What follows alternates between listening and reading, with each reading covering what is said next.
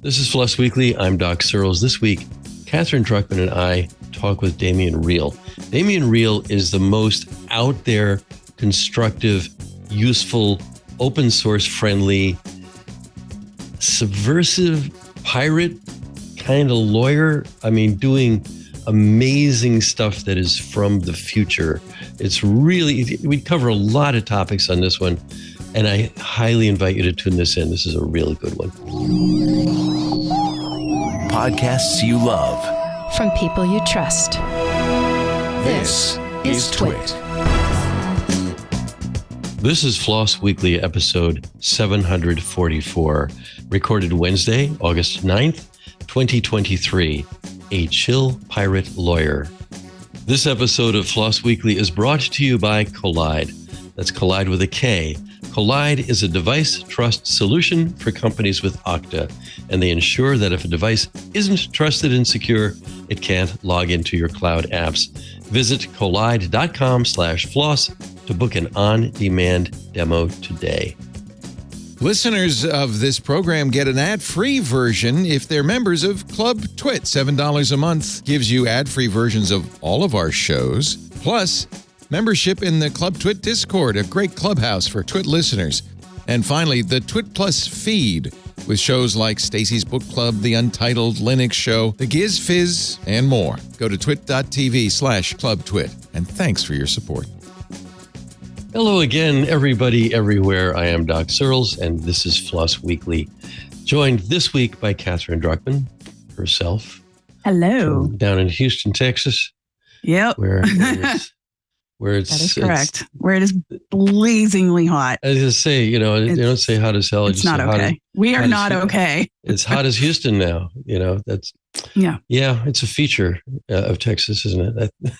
It's not a bug. Oh, I'm going to call that a bug. Yeah, no. You would call it not a bug. My favorite.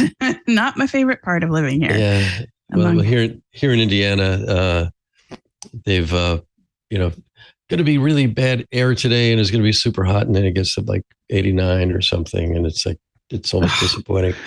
But anyway, and our pool in the back, which I was in my care, turned as green as a leaf a couple of days ago, and so I had to throw some stuff in it. And I still haven't been in that pool. I have to wait for the poison to finish killing off the algae. I'm being a poor Californian, my other home, doing that. So our guest today is Damien Riehl, and you and I talked to him before, ourselves. We did. It's been a while. 2.0, and I thought it was a few months ago, and it turns out it was over 3 years ago. And we mostly talked about how that works now. All the music thing. So I'm really interested in having the update on that. Me too. All the music is one of the more interesting projects we ever talked about on the other podcast, honestly. So I'm pretty excited about hearing an update. I won't spoil it too much. No, but it's very interesting. So I'm going to introduce Damien. Damien Riehl is our guest. He's an attorney. He's based in Minnesota. He is one of the most interesting characters I know on the list that we're both on. And but I think he got on that list. I think I even pushed him onto that list. I'm not sure, way back then. Just because he's too interesting to ignore, and he does really creative things around the law, including all the music. And he's got another thing called Sally, which we can talk about. So I just want to welcome you to the show, Damien. How you doing? Thank you so much. It couldn't be better. I'm thrilled to be here. Thank you for having me on. Thanks a lot. So let's start with all the music, which I won't describe it because I'll get it partly wrong and you'll get it all right. So I think our audience would be really interested in it. So. Sure. I've created 471 billion melodies and copyrighted them all. And the way that I've done that is to, much like you can brute force a password by going AAC, I did that with music. So I went do-do-do-do, do-do-do-re, do-do-do-mi, do-do-do-fa, till I mathematically exhausted every melody that's ever been and every melody that ever can be to the tune of 471 billion melodies. I wrote them all to disk. once they're written to disk, they are copyrighted automatically. You don't need to do anything else beyond that. And so then I put everything in the public domain under Creative Commons 0, as you can see on your screen right now. Real public domain. Yeah, that's right. Real public domain, to be able to protect You Stole My Melody lawsuit defendants. And the idea is that if I created a thing at 300,000 melodies per second, perhaps someone should not get monopoly, that is a copyright, for life of the author plus 70 years for something that my machine cranked out at a millisecond. How many notes are required? Yeah. Oh, sorry. No, I was going to ask a similar question. Do you stick to the chromatic scale? So my initial, you showed my TED Talk just a bit ago. My initial data set of 68 billion was just the diatonic scale, that is do, re, mi, fa, sol, la, ti, do. And then we moved on to the chromatic scale. And so we that is all the white notes and the black notes on the keyboard. And then to Katherine's question about how long it is. So we've been talking about how many do, re, mi, fa, sol, la, ti, do. That's 8 up. And then chromatic, that's 13 up. And then the across, we with the diatonic scale, we went to 12 notes across. And with the chromatic scale, we went to 10 notes across. Okay. So every possible 10 or 12 note melody is protected, which is fascinating. Well, because, right. I mean, well, we could go on and on about how nothing's, it's all been done before, right? Nothing is anything truly original. What is, human innovation in art and all of these things. And I love the idea of protecting that and saving the world from unnecessary lawsuits, which, we do see from time to time in music. That's right. And really the question, yes, is anything really original is the right question to ask. And also is in mathematics, is everything just a already grid that we are just plucking out? That is, everything is just, I've mathematically exhausted all the things. So really is a melody just mathematics that maybe is unoriginal, therefore uncopyrightable. And so that's really what, before my talk, every defendant in these kind of You Stole My Melody lawsuits, every defendant has lost. But after my TED Talk, which has been seen now 2 million times, and I was hoped that would be seen by judges and lawyers that are arguing these cases. After my talk, now every defendant that's been sued has used my arguments and largely has won. So Led Zeppelin has used my arguments, unoriginal, therefore uncopyrightable. Katy Perry used my arguments, unoriginal, therefore uncopyrightable. And more recently, Ed Sheeran in the UK case made those same arguments. Correlation is not causation, but there's pretty good correlation. Fascinating. Yeah. That's quite an update. That's impressive. Saving music, one lawyer at a time. I love this. Well, it's really, and I think really opening up a question, and what I hope we're going to be talking about soon is with generative AI, is that, there's my brute force is a very crude method of being able to exhaust all the melodies. But the crude method, the crude melodies are the ones that are being sued over. So, for example, Katy Perry was sued over a melody that was literally dun, dun, dun, dun, dun, dun, dun, dun. And that is, if you're a music major or even not a music major, you say that is so trite. You're just going from the tonic down 2 steps. But she got dinged by a jury $2.8 million for that very trite melody that showed up in my data set 8,128 times. So he got $2 million over this very trite melody that the jury said was worth $2.8 million. But then that was on a Tuesday that jury verdict happened. My TED Talk was on a Saturday, just a few days later. And then after my talk got released to the public in January of 2020, the judge actually reversed the jury verdict after that talk in March, saying that that melody is unoriginal, therefore uncopyrightable. So again, correlation is not causation, but there's some good correlation there. I'm wondering if you could have, you could get an AI to generate a choir of robots, and the choir of robots, these are images, animated images, who would then sing not only the particular song in question, those 8,000 songs, but do it in just start doing it in 8,000 different ways, where you have a Latin beat on this one and you have a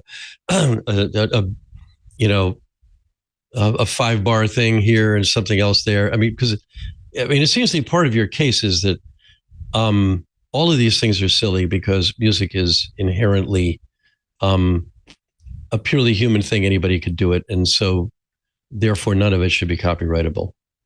That's right. And it really, I think that my project really focuses on the difference between an aspect of music and the song. So, for example, what is a song? But it's a combination of the melody, which I addressed, and the harmonies, and the rhythmic beats, and the timbre of the things, right? And the lyrics, if you have lyrics, right? So these are all components of a song. And so we as a society has said that one aspect of the song, the drum beats, those are uncopyrightable because there are so many drum beats, right? Similarly, chord structures, uncopyrightable because there are only so many chords. So any of those, if you try to sue in isolation on the drum beat or just the chords, you're going to lose. We as a society have decided that. So really all I'm doing is just marching through to say maybe melodies are part of that. Maybe, chord structure uncopyrightable because there are only so many chords. Maybe melodies are uncopyrightable because there are only so many melodies that everyone will inevitably step on another melody that's already been. And a couple go ahead, Katherine. Well, how does this kind of apply to other art forms, like other media? I don't know, visual art, painting, printmaking, photography, film, anything else? Do these fundamental concepts apply in other areas? Yeah, I think the difference is the mathematical permutations in those other genres versus music. So in music, I talked about the diatonic scale, do, re, mi, fa, sol, la, ti, do. That is 8. And then if we go to the 12 notes across, the mathematics on that is 8 to the 12th power, which is 68 billion. Okay. So if you were to say how many 3-note melodies would there be, that's 8 to the 3rd power. And that's only what 8 times 8 times 8 is 507, right? 512 maybe. So that's only 512 3-note melodies versus the mathematics on words, for example, for literature, there are, I think, 127,000 English words. So that's 127,000 to the 3rd power, which is a lot, right? So much bigger than the finite, which is just music. That's exactly right, what you're showing on your screen. So the idea is that it's easier to accidentally step on someone else's melody, where it's much harder to accidentally step on a sentence, for example. Or I guess where my mind was going is, when I think about this kind of like the lawsuits around music that you mentioned, my mind goes straight to Anish Kapoor and Vanta Black, The Blackest Black, and having the rights to the sole ability to use The Blackest Black, and then somebody else comes up with just a slightly blacker black. And then, okay, and then we're all fine. And then somebody else comes with the pinkest pink and says, well, everybody can use it except for that one guy. And it has the same tone of silliness, in my opinion, that a lot of the arguments about music over, a tiny little melody being copyrightable. And I just wondered if there's any, possible correlation there, but I guess it is a bit of a different argument. Yeah, I think that, much of any art, whether it's The Blackest Black or the melody that I have, much of that is just the story that we attribute to it. Andy Warhol, his prints, he made thousands of them, but they were valuable because of the story that he put to it. So the fact that it's The Blackest Black is not necessarily valuable because it truly is the blackest black, but it's the story that the artist put behind it. So really, when people look at my project, I assumed that there was going to be a lot of pushback from artists, but they surprisingly, most musicians are very happy with the work that I'm doing. They see me as being able to essentially, they say, I write music and I feel like I have a target on my back all the time, that if I become popular enough, I'm going to get sued. And it's over a song I maybe have never heard before. And so I say to people with my All the Music project that the value is not in the melody. The value is in the story that you provide as a singer, as an artist, etc. And in the same way with generative art, generative AI, the value is not in the AI that Doc just mentioned a bit ago for a choir of people singing. No one's going to pay $1 for that because it doesn't have the human story to be able to do that. So we should not be fighting over the particular melody, or we should not be fighting over the particular chord structure. We should essentially make money on the humanity, which is what is actually going to make money that differentiates us from the AI generated art. And just put in our back chat Pantone and Pantone colors. And didn't Pantone have some lawsuit somewhere about something or other, or many of them? I'm guessing because they're in the business of owning colors. I think that's right, and if I remember correctly, and some others might correct me on this, but I think that the lawsuits have largely not been on the color itself, but on the number that's attributed to that particular color. So you could have it's not a trade secret, but maybe a copyright on the collection of those colors, and that's maybe trademark, maybe trade secret. Hard to say, but either way, I think it was on the attribution of the Pantone color, not on the color itself. So I want to get into what it means to be human versus the kind of thing you could sue over. And I kind of have a long-winded question about that, and I want to bring that up after this break. Okay, so an interesting thing about human beings, and you're alluding toward this, is that we're all different. We look different. We sound different. It's how we tell each other apart. We know people by their voice. We know people by how they look. Dogs go further. They can tell us apart by how we smell. And apparently we all do smell different. And that's a unique thing. And that changes over time. And that's interesting as well. And that shows up in our art. It shows up in our interests. It shows up in the way that we learn.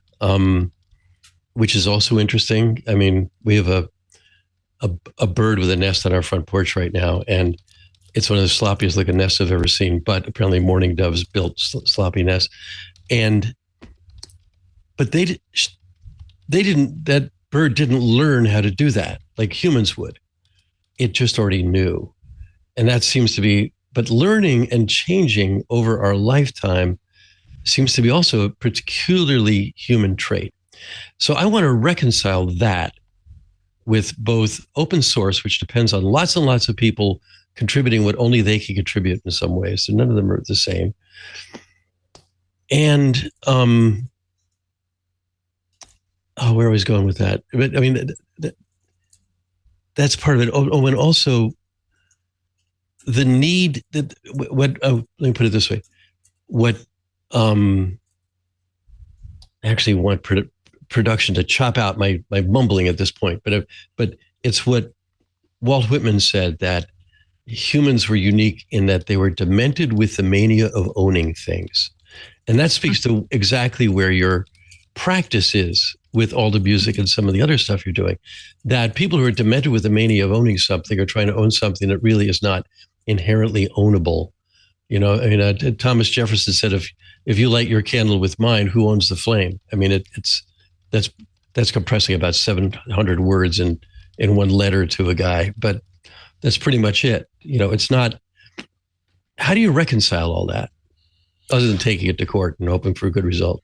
I think you're asking the very right questions. And, you know, you and I and everyone on this listening to this can remember back in the early days of open source, at least my early days in the early 1990s and the late 1980s. And you think about people were saying open source will never work because people want to own the thing. They would never freely give away value, because if it has value and monetary value, why would anyone give it away? And I think what the open source community has demonstrated is that there is value in a collective ownership that is non-ownership of the thing that the open source community creates.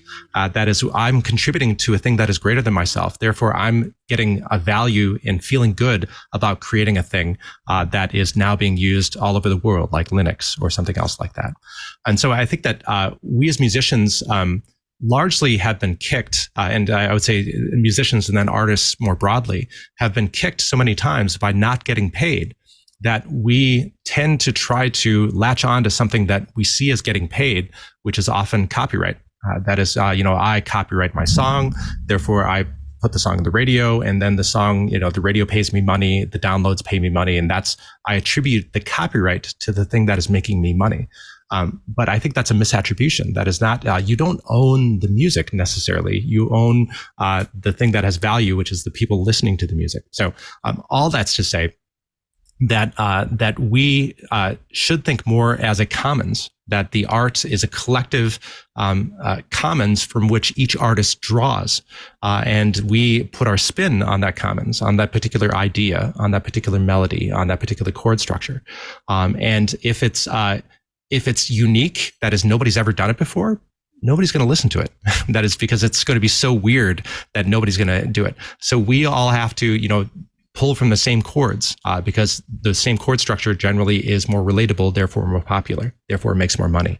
And so if we recognize that we're all pulling from the same chord structure, we're all pulling from the same diatonic melodies, maybe we see it less as us owning these things and more as us putting our work in the world, and the artists, the audience that pays us money is the audience that really cares about me as a human, not on that particular melody that I pulled out of the comments. So let me probe a bit deeper in this, because I think if we were to compress what you just said, we originally came up with this idea of copyright applied to music, which probably goes back to everybody lamenting that Stephen Foster hardly died with 3 dimes in his pocket. And but then it went to player pianos, like you could put the tone in the player piano. And I think it was Victor Herbert's, wanting, setting up a regime where composers got the money because he heard his compositions being played in a bar, and then sheet music. But it was always attached to a thing. And most recently, containers. The containers were vinyl, and then they were plastic and little spinning discs. And we imagine that it's in a thumb drive or it's in some other container. And maybe even what's on Spotify and Apple Music and Amazon Music is itself a kind of a container, because you go to this kind of place that's an app or something on the web, when in fact, what really matters is this relationship you're talking about. And that is not, there's something about that that's uncontained. It's kind of like you can't bottle that, but it has value.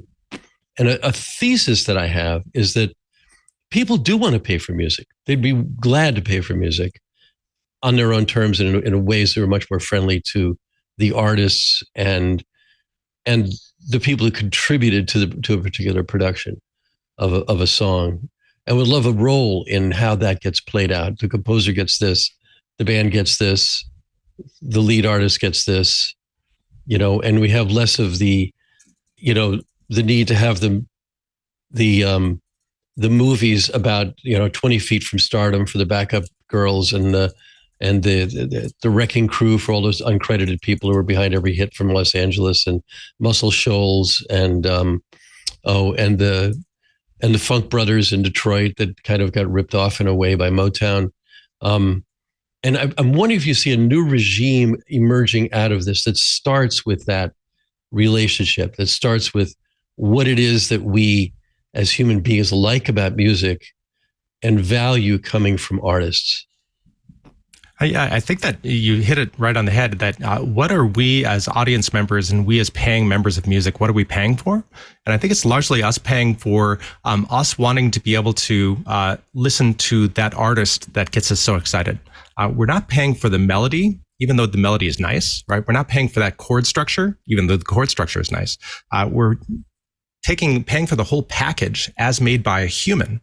And we really want to compensate that human for that great thing that the human has put in the world. That is the whole, not the parts that is the sum of. We want the gestalt of the song.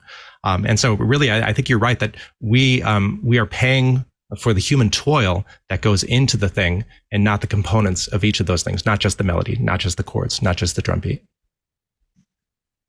I wonder, could we pivot a little bit to talk about how this relates to things like current events, the actors' strike, the writers' strike, and their concerns about AI.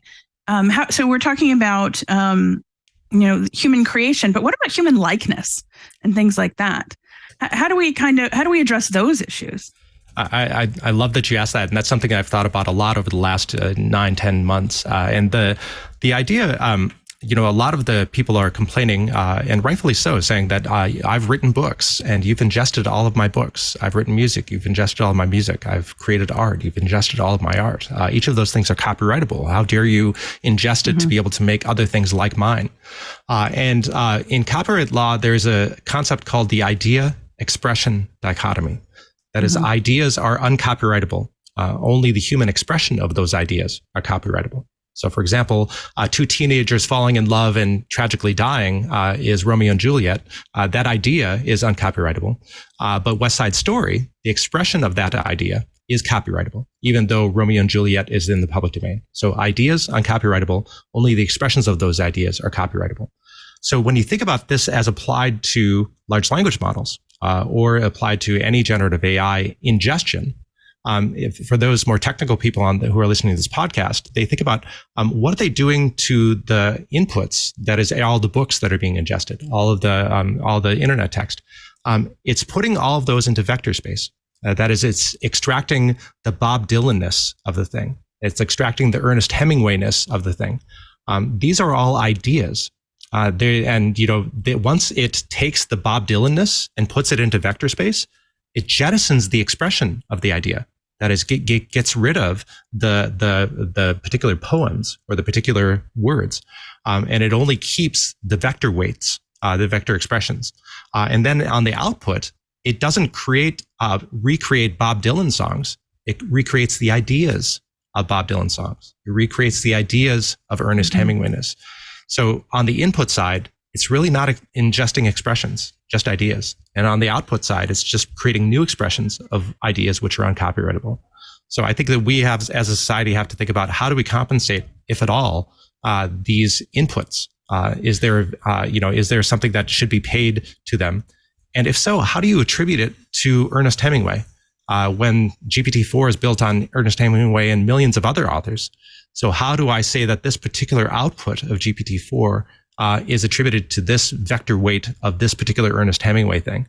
So this idea of attribution all the way through the curve, that's next to impossible to be able to do, because Ernest Hemingway made the same ideas as a lot of his contemporaries of Faulkner and otherwise.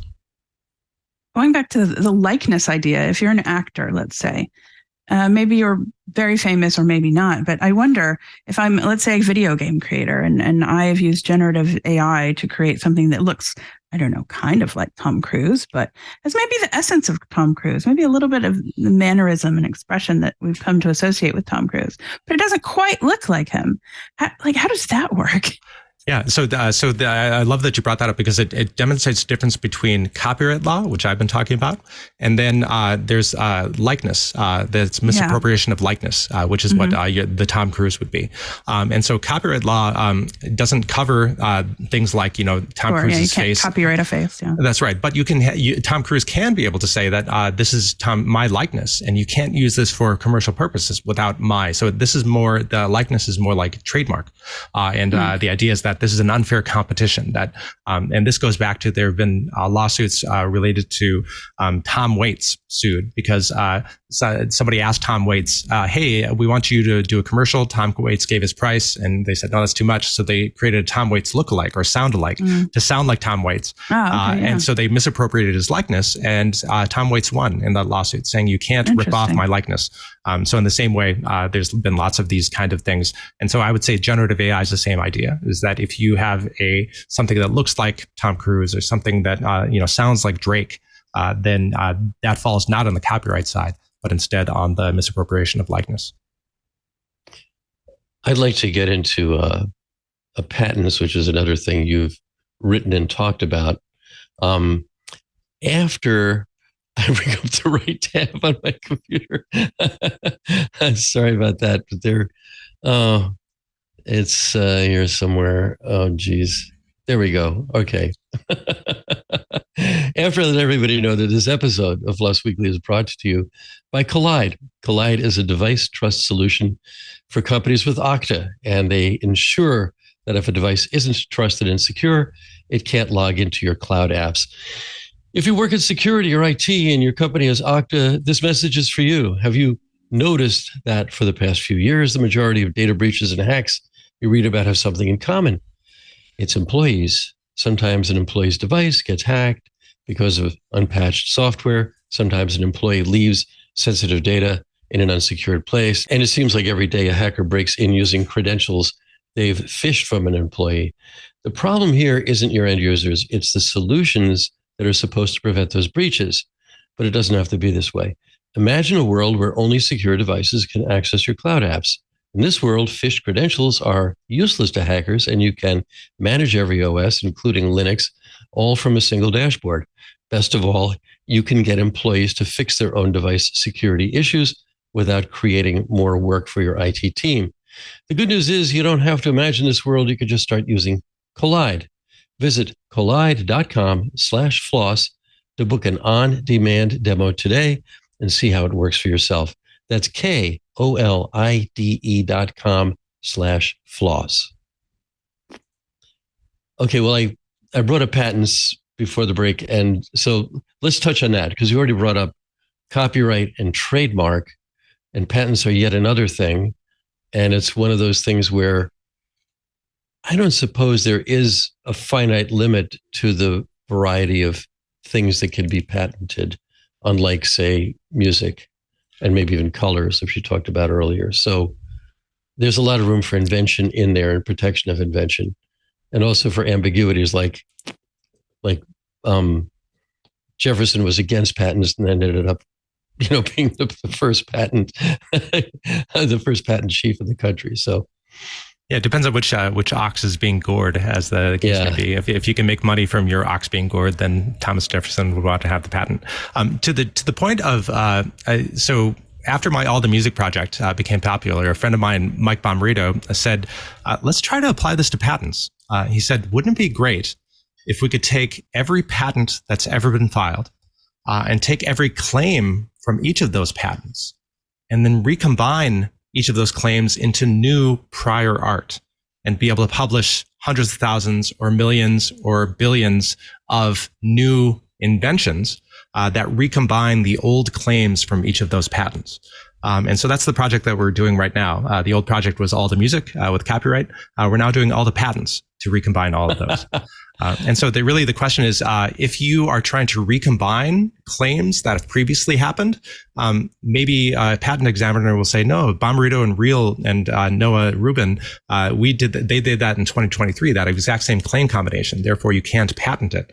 And in that way, patent is different than copyright, where in copyright, you have to access the actual copyright to be able to say that you copied that access. In patents, it's not necessary to access it. You just put it on a public website, say on archive.org, and then merely putting it on the website is publication, therefore patentable. So in a way, what it seems to me like basically making everything possible patented effectively. You've got infinite submarines, but you've also prevented any submarine from coming up under existing patents as well. Is that right? That's exactly right. And if you are going to patent something that has never been claimed before, that is, if you're introducing new things, more power to you, right? Our project would not cover that. It's merely by recombining all of the old patents claims into trying to do a new thing with old wineskins, to mix a metaphor. That's where our project would come in. So if you're going to innovate, more power to you. If you're just going to recombine, maybe look out.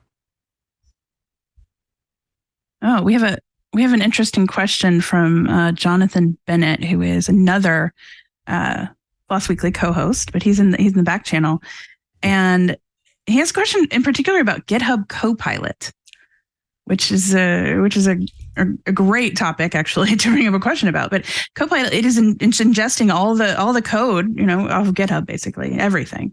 Maybe it's only sticking to open source licenses, but who knows, right?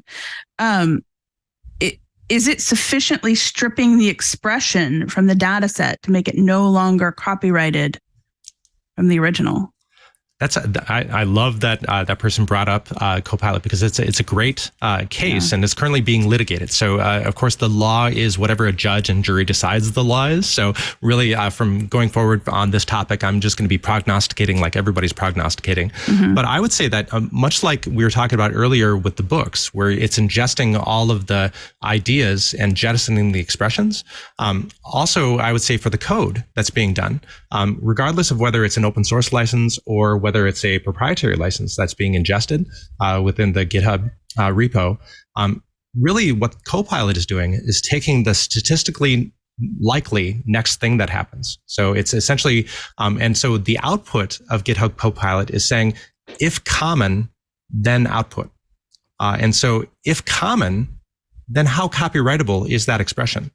That is, if it's a particular type of code, string of code that happens 10,000 times or 100,000 times, that is the thing that is most likely to be output by Copilot.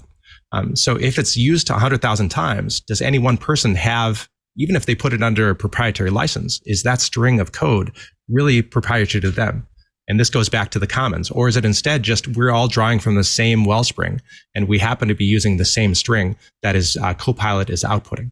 And so really, of course, if there is going to be, little things here and there where it's going to be able to say, this string of code that GitHub output is maybe only used in 10 other things. Of course, there's going to be those types of scenarios. But for the most part, it's largely just outputting things that are common, therefore uncopyrightable. I guess every developer thinks their own code is brilliantly unique, but I've seen a few instances where people have claimed that GitHub Copilot spit out their exact code block, that they feel is unique enough that it should not have done that. And I think that's the kind of, I guess as you say, we'll see how these cases shake out. And I would ask that person that asked that, do a Control F across and search across GitHub. Right, all of GitHub, yeah. That's right. How many, if that shows up 10,000 times, maybe you thought it was unique to you, but maybe it's not. Yeah. So I'm curious, is that the case being litigated right now? Is that California DOE versus GitHub, or is it something else? It's John Doe. It's Doe v. GitHub. It's California DOE. I guess that's what it means. Yeah, that's right. It's because the coders that were suing originally wanted to be anonymous, so they didn't want retribution based on their lawsuit. Yeah, and Jonathan just put in the back channel. GitHub did just introduce a new feature where you can get a warning when Copilot is suggesting something that's clearly taken from another project. So they're getting ahead of that, I guess, in some kind of way. It's true. But and in particular for this case, for that GitHub Copilot case, the Microsoft, OpenAI, and others are relying on previous precedent, which is the Google Books case. And you might remember that Google scanned pretty much every book that ever existed. And the publishers and the authors said, hey, you can't scan that book. That book is clearly copyrighted. But Google's argued, and the court agreed, that the use of scanning is transformative. That is, they weren't scanning it to be able to reproduce it and let people read it like on a Kindle. But what Google was instead doing was to be able to scan it, to be able to create an index to make the entire book corpus searchable. So the court said, because it's an index, that is a transformative purpose, that is fair use, that is not copyright infringement. So anyway, so the GitHub case is referring to that Google Books case saying, well, in Google Books, you can go to Google Books today and reproduce 3 or 4 pages verbatim, right? So that is fair use according to the Second Circuit. So why wouldn't GitHub's use, where it's just taking not the expressions of 3 or 4 pages, but merely the ideas and merely the common ideas, maybe used in 10,000 different lines of code? Why would, if Google Books is permissible, why wouldn't GitHub reproducing those uncopyrightable ideas be similarly permissible? So I remember back as in the aughts, I don't think it was earlier, when Google was doing that, they were doing it with the Harvard Library, which is the largest academic library on earth, I think, plus Michigan's. They also hit Michigan up. And they had plans to go farther, but they kind of halted it. I think it's kind of stuck at a certain point in history. And I remember it became a lot harder to use at some point. I guess maybe it's because of the transformative nature of it. They want to keep it in a transformed form rather than in a useful form. I want to look through my own books that I've contributed to and try to find what I've said. And it's not as easy as it was when they first started doing it. But maybe I don't know if that's a good thing or not. I think that's right. And I think that one of the reasons it stopped is because what is the commercial value of Google to be able to make all the books copyrightable, or all the books searchable, rather? Because, of course, you can make maybe some money on ads, maybe some money by pushing people to Amazon or someplace where they could buy the books. But I think it stopped not because of the usefulness, but just because of the commercial. Can you make money on the thing? Yeah. So I think I want to take one more break before we go and talk about Sally, which is another one of your projects. Okay, so let's talk about Sally.org, which I think is similar to these other really subversive projects that you've come up with. Tell us about that one. It's sali.org. Sure. SALI is the Standards Advancement for the Legal Industry, SALI.org. And that is also free and open source. It's under the MIT license on GitHub. And what it is taking everything that matters in the law and putting it into an ontology, a taxonomy of all the things that matter. So, for example, the GitHub case is a copyright case in the Northern District of California, and it is arguing breach of contract. Each of those is a SALI tag that we are taking those 3 SALI tags and literally 13,000 other SALI tags and creating an ontology in RDFS OWL, which is represented in XML. And what that does is you can now ingest all 13,000 things. Breach of contract, Northern District of California. Also, every cause of action like breach of privacy, breach of criminal, manslaughter, murder. Each of these things that matters in the law is cataloged and is being used by large language models for retrieval augmented generation. So the idea is that these are all tags that I can tag up all the breach of contract, breaches of contract, motions to dismiss in the Northern District of California. And once you've retrieved the 20 or 50 tags of those documents that have those things, you can then run the large language model across those and be able to say, now give me the arguments and the cases statistically most likely to win for breaches of contract in the Northern District of California before this judge. So really, we've now made this all free and open source to be able to help the legal industry be able to not only quantify the things that matter, but also to be interoperable amongst the clients and the law firms and the legal tech vendors like the ones I work for. And the only reason that we've made it free and open source is because that's the right thing to do. And this is, for our open source audience, if we were to make it proprietary, and there are legal tech companies that I'm not going to name that have made their taxonomy proprietary, no one would adopt it. And therefore, we would not permit the interoperability between law firms and clients and vendors. But it's only because it is open source and because it's really good, if I say so myself, that now the entire community, in the entire legal community, not just in the United States, but around the world, are now rallying around this open source tool that has 13,000 ontological things that is the open source that they can use freely. And that's the reason that it's being adopted so widely. And how long has this project been in existence? I started in January of 2020. So 2020 was a good year. All the music projects started then, and then okay. Then SALI, I started with them. But yeah, when I joined, they had 1,000 taxonomical items. I built it from 1,000 to 10,000, and now we're at almost 13,000. Wow. And what is the adoption on that like? It's everyone. It's a who's who of the legal industry that's being adopted. So the largest law firms, the largest legal tech vendors like Thomson Reuters, Lexis, us at VLex, and then the largest corporations like Microsoft and others. They're all rallying around. My friend Jason Barnwell at Microsoft says that every time he has a business question, he's tagging it up using SALI and then telling his law firms that are doing work for him, why don't you as a law firm tag it up using SALI so that when you give me your work product, I can then put it into my knowledge base. So the next time a business has that legal question, they can use those tags to be able to find the things that matter. Do you have any, are you hearing like, the use of SALI has I don't know, not having any expertise in this field, but this is solved like you have with all the music thing. You have at least some, correlation probably with some high profile cases. Do you have anything like that here? Well, I will say that because in the legal industry, so many people have made so much money on selling their taxonomy that we at SALI are now giving away as free and open source taxonomy. I've been told by major people in the industry that I have a target on my back saying, hey, we've had this gravy train of making a lot of money on this taxonomy, and now you're giving away for free, and you're making it much cheaper to be able to do a thing that we've charged a lot of money for. And so I would say, and I said to that person, and I'll say to everyone here, if you're making money on a taxonomy that should be free, like Wikipedia is free, then you shouldn't be making money on that. And I'm not going to apologize for making free and open source something that shouldn't be free and open, or shouldn't be made money on. There are bigger problems we should be solving than taxonomies. Do you? This is also from Jonathan in the back channel. But is this does this only play? Is it only U.S. law, U.S. cases?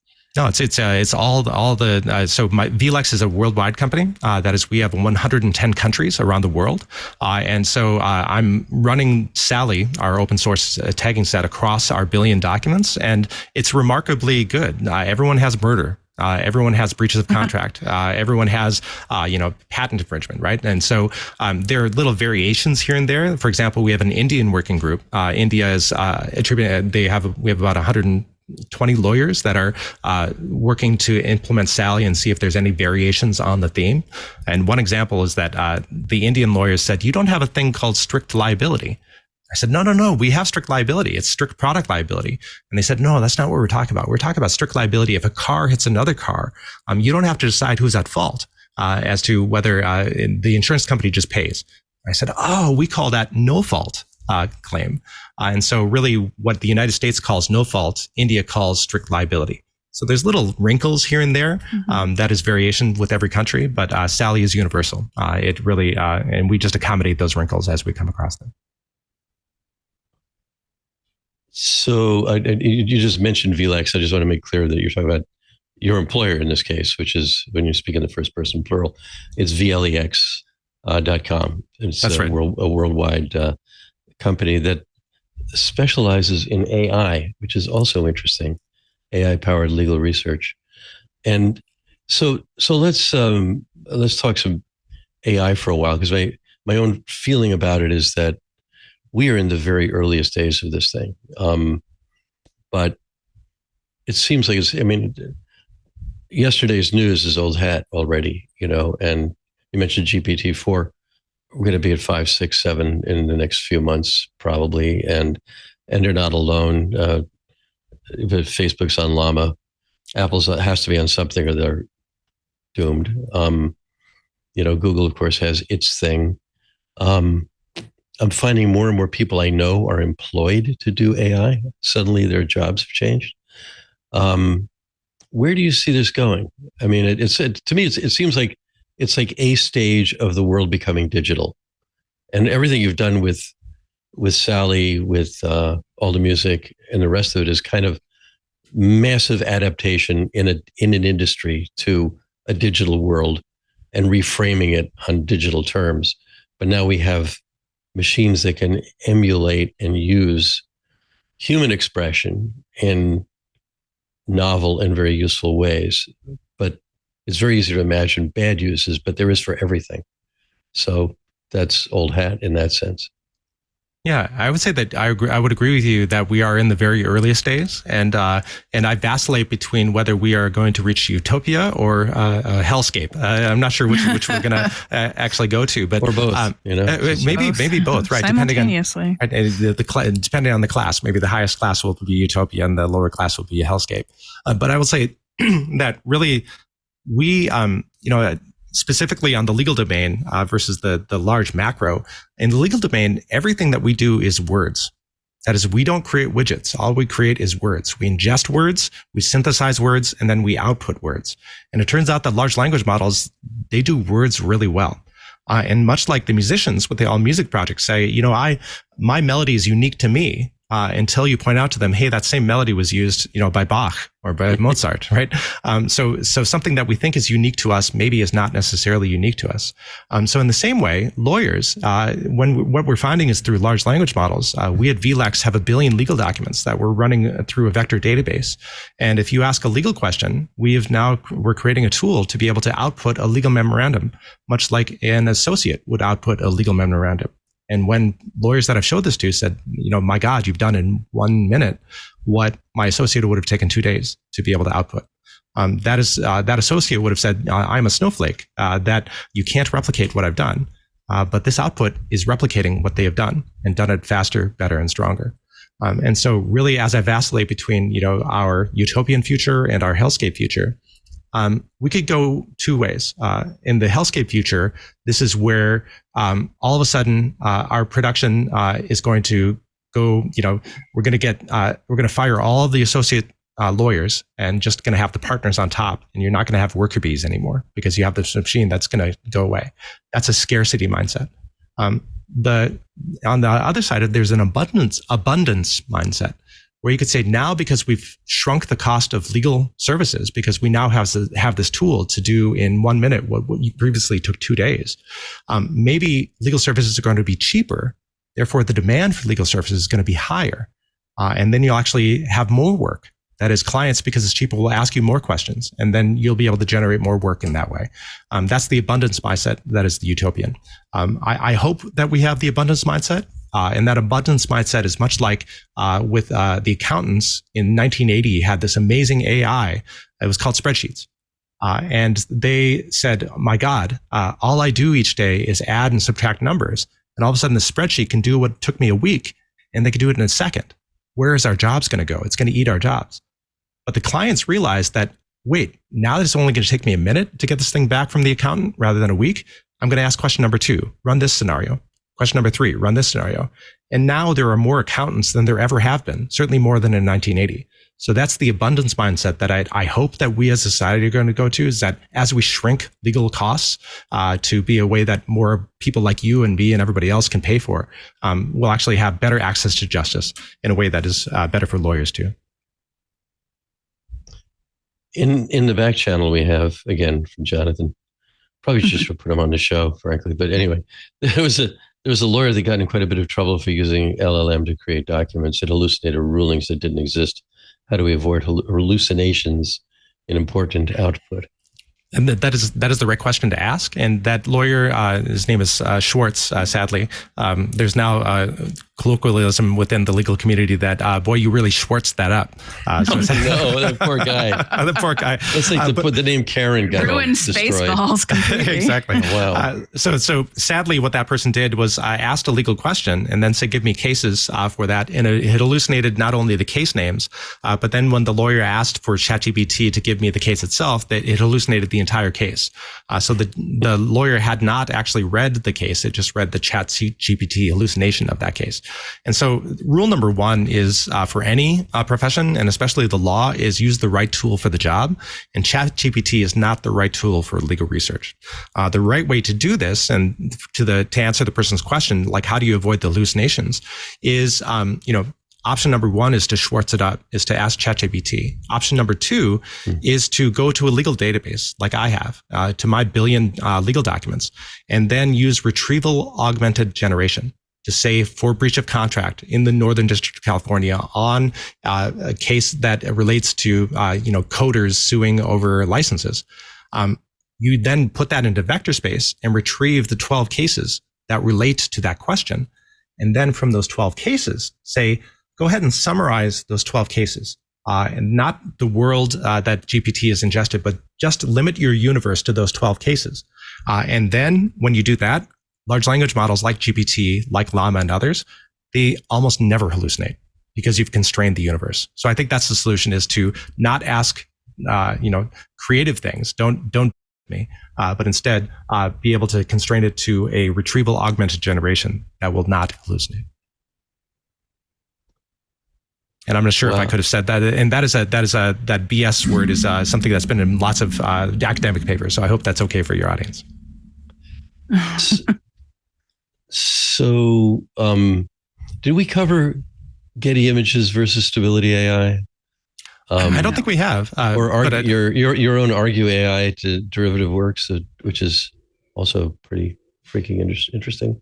Yeah, I would say, yeah. So the Getty images, much like the coding, you have a question as to, is the ingestion of all the images taking the ideas of the thing or the expression of those ideas? And so really, there's the Getty Images Stability AI case has a famous picture of soccer players, doing a soccer player thing, and then the Getty Images logo at the bottom of that. So I would say that, a soccer player doing soccer playery things is merely an idea, is not the expression of the idea. But then the Getty Images, when that's at the bottom of the many of these, why is the generative AI outputting Getty Images logo? It's because it's in hundreds of thousands, if not millions. That logo is in millions of things. So the model has said, oh, if you look at a soccer player, Getty Images logo is an attribute of a soccer player. So it's essentially thinking that the Getty Images logo is an idea that it is then reproduced in the output. So really, if I were the lawyers representing Stability AI, I would say that if common, uncopyrightable. Getty Images logo is pretty common.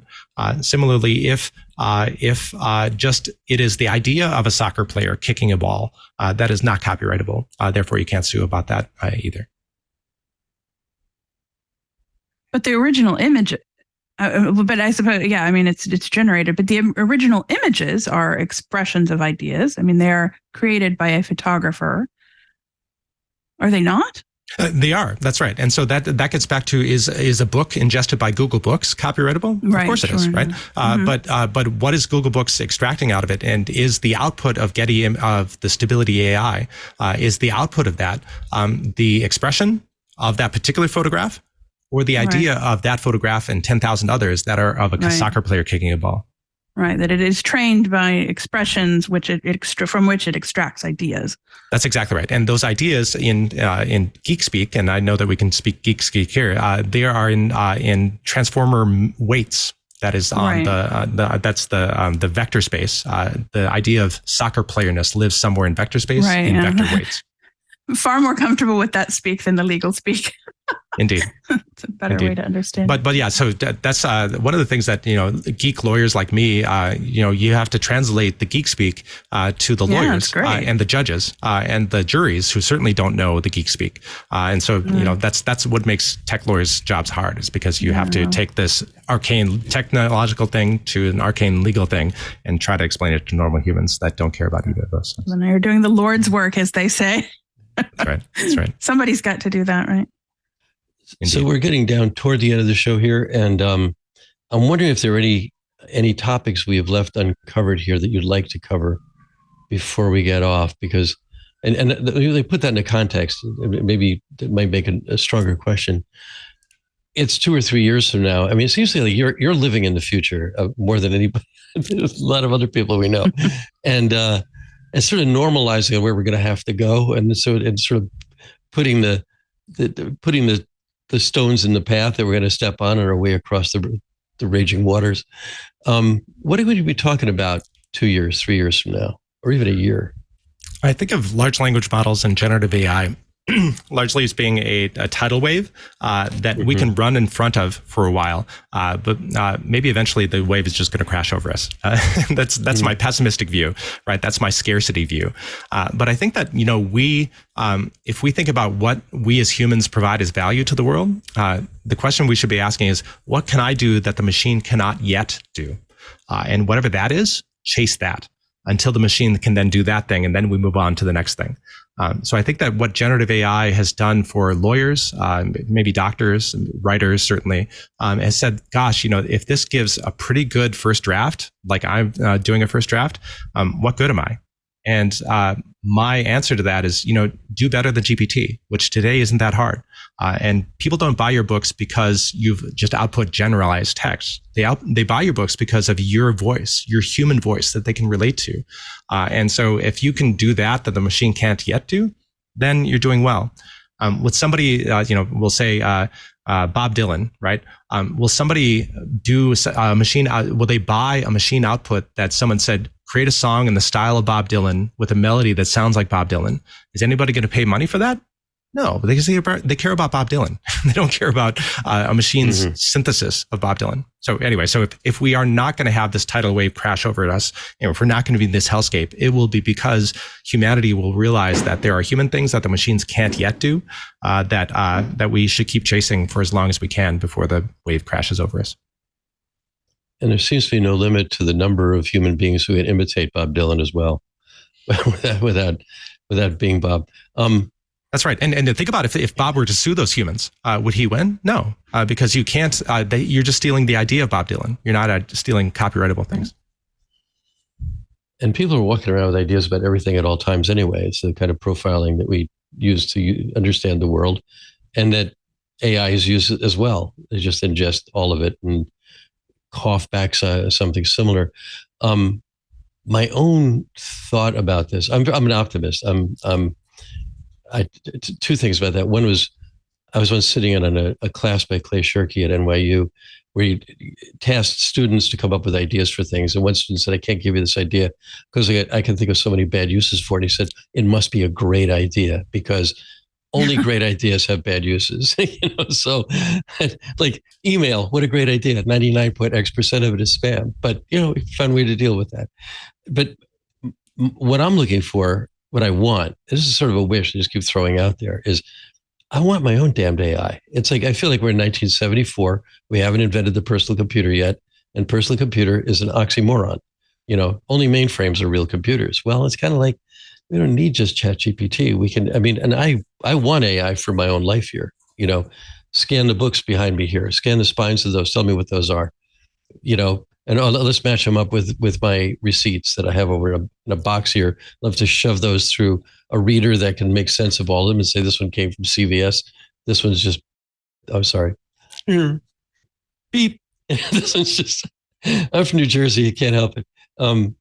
But you know what I'm saying? We know our own lives, because I think once we know our own lives better, not because we want to go buy the next thing, which is kind of where the advertising world wants to go. It's like, you're buying something at all times. So we're going to show you ads at all times, and we're going to understand you as well as possible, so it would make you buy more stuff. That's not how the world works. The world works in a much more, we're owning things all the time. We're not buying things all the time. And a lot of things we own, we don't really own either. We're just renting them, or we just have them because they're in our possession, what we think is our possession at the moment. And that sphere of possession as well, I think, is something you're blurring very well, along with the whole open source community here, and why we're still in business with this show. I think that's right. And I love your optimistic take on open source in the idea of large language models. And those who have been following the space know that, GPT, of course, was followed soon after by Dolly, DOLLY version 2, which is free and open source, MIT licensed, which is followed by MPT, free and open source, and then followed by, of course, Llama, which is free and open source up to a certain point. So all of those models, at least for legal tasks, I've heard, and people that I know better say that that's about GPT 3.5 like. So it's not quite GPT 4, but it's about 3.5, but it's all free. It's all open source. So I think that the open source community has really done a fantastic job of chasing the proprietary models and giving you, Doc, and you, Katherine, and anyone who on this podcast who wants to do it to download to their own machines and be able to have their own large language models to do with it what they want. Mike Bomarito, who is the guy who beat the bar exam, you might have heard that GPT-4 beat 90% of humans on the bar exam. That's my friend Mike Bomarito, along with Dan Katz and others. Mike, I was on a Stanford in a room in Stanford with him. He downloaded one of those open source models onto his laptop. And then he ran the bar exam through that open source model, and it got the first 5 100% correct. Free and open source beat the bar exam as well. So really, I think that the future, Doc, that you're looking for is probably not too far behind. It's not going to be as advanced as the proprietary models, probably, but it's going to be following close behind. And I think that's that open source world is good for all of us. I want to just I think we actually are out of time at this point, or very close. What this is what Jonathan also likes to ask, but he hasn't this time. What's the weirdest use you've seen so far of any of these incredible goods that you're creating? I've talked about my friend Mike Bomarito a lot. The weirdest use that I've seen thus far is also from Mike Bomarito, where he took a very dry topic, that is the Federal Register. And anyone who's read the Federal Register is just, federal regulations come out by this obscure federal agency, and it's in the driest lawyer speak you've ever heard. So he used a large language model to take the Federal Register and said, summarize this like a chill pirate lawyer. And the output is saying, sorry to cruise your morning tide, but here's the updates from the and it created this California pirate speak on dry legal language that was really amazing for people to read. It's weird, but it's also indicative of how weird our large language model future is going to be, because it can take essentially, we were talking about ideas. There's a great cartoon that is this guy said, hey, I took my one bullet point and turned it into an email that nobody reads, right? And then the person on the receiving end said, look, I took this email and I turned it into one bullet point that I could pretend that I read. And so I think that the idea of that, it started with a bullet point, we put something in the middle, and then it ended in a bullet point is indicative of where the world is going. Because really, why did we even deal with the thing in the middle? Why did we deal with the chill pirate lawyer? Why did we chill with this? Why don't we start with the idea and then explain it like a third grader, or explain it to me like I'm a kindergarten teacher, right? If all that matters is the ideas, maybe the ways that we communicate are going to be vector embeddings, right? Is merely the ideas themselves. And then you can interpret my vector embedding in however you want. You can interpret it like a chill pirate lawyer or a kindergarten teacher. And this way, I think that's the most weird and profound thing about where we are today, is that ideas matter. The expressions in the middle really don't. Well, this has been a fabulous hour. And before we go, a question we ask everybody, what are your favorite text editor and scripting language? It sounds like you do programming, at least some. I do, and I've been coding. I started in BASIC in 1985 at age 10. But anyone who works with me will say that I'm the worst coder they've ever met, and they're probably right. So I would say that I dabble with Python, and I use VS Code for an IDE, but I'm not good. Copilot makes me better, but I'm awful. Excellent. Well, thanks so much for being on the show. We will have to have you back. And I suspect it may be by popular demand, as well as the simple need to catch up on what you're doing ahead of everybody else. I'm grateful for having me on. Thank you so much. Yeah, thank you. So, Katherine, how was that for you? Different than that was great. It's there's something. A lot has changed in the last 3 years. We keep saying time has no meaning, but many things have changed. The whole conversation around AI is, we weren't having it really in 2020. I mean, some of us were. I mean, we were identifying objects in our surveillance cameras, and we were talking about things like, bias and privacy issues and things that, what was the thing that was using all of our Flickr photos and then identifying people.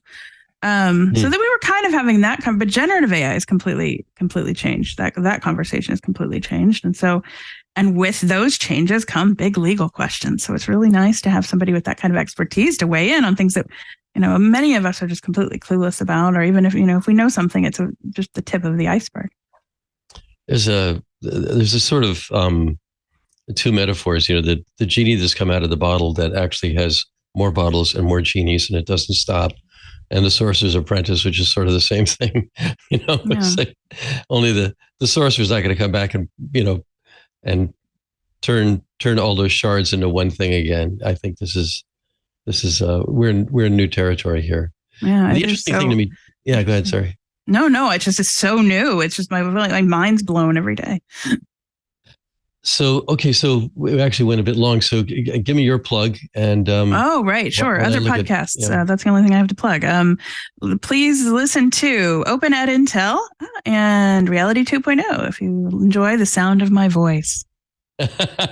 which with your new microphone, my new microphone is better than ever.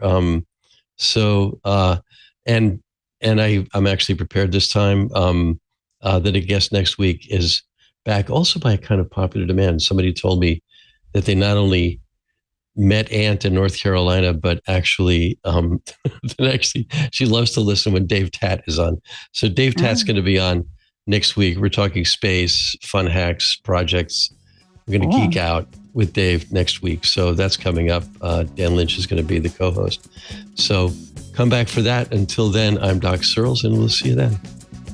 Hey there, Scott Wilkinson here. In case you hadn't heard, Home Theater Geeks is back. Each week, I bring you the latest audio-video news, tips and tricks to get the most out of your AV system, product reviews, and more. You can enjoy Home Theater Geeks only if you're a member of Club TWiT, which costs $7 a month, or you can subscribe to Home Theater Geeks by itself for only $2.99 a month. I hope you'll join me for a weekly dose of home theater geekitude.